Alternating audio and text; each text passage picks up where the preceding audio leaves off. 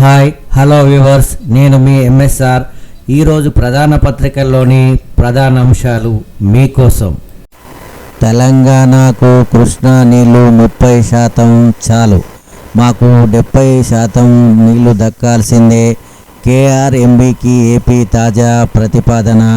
శ్రీశైలం నాగార్జున సాగర్లో ఉన్నవే 146 టీఎంసీలు.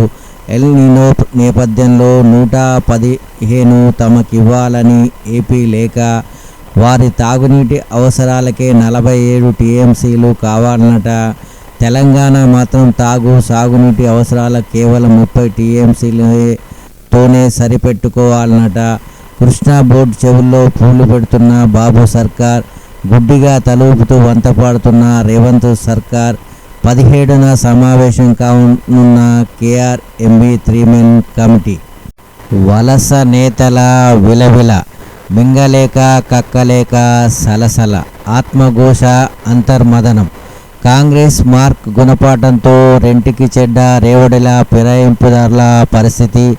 నిధుల హామీలు గాలికి, పరువు గంగలో. పార్టీ మారి పెద్ద తప్పు చేశామని గిలగిల. పాలనలో కేసీఆర్ సూపర్ అంటూ దానం కితాబు. తన ఫోనే ఎత్తడం లేదని పోచారం ఆవేదన. చేయిచ్చిన కాంగ్రెస్పై వలస నేతలది ఒకే రాగం. ప్రజల్లో హెయ్యభావం, పార్టీ శ్రేణుల్లో అక్కసు.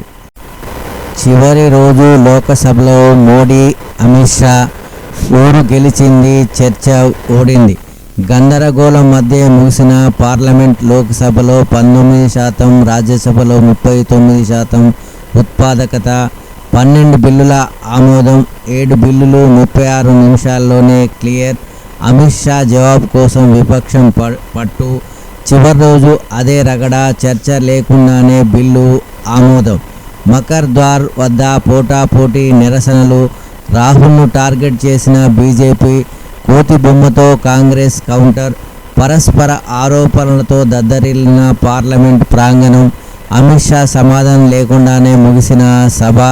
వందేర మాతరంతో మొదలై ఆ వెంటనే వాయిదా. ప్రధాని మోడీ, హోంమంత్రి అమిత్ షా హాజరు. పార్లమెంటులో తొలిసారి ఆలాపన వందే మాతరం.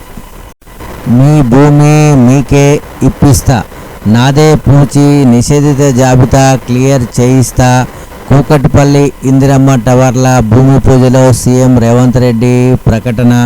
గత ప్రభుత్వ పథకాల్లో ఏ ఒక్కటి రద్దు చేయలేదు.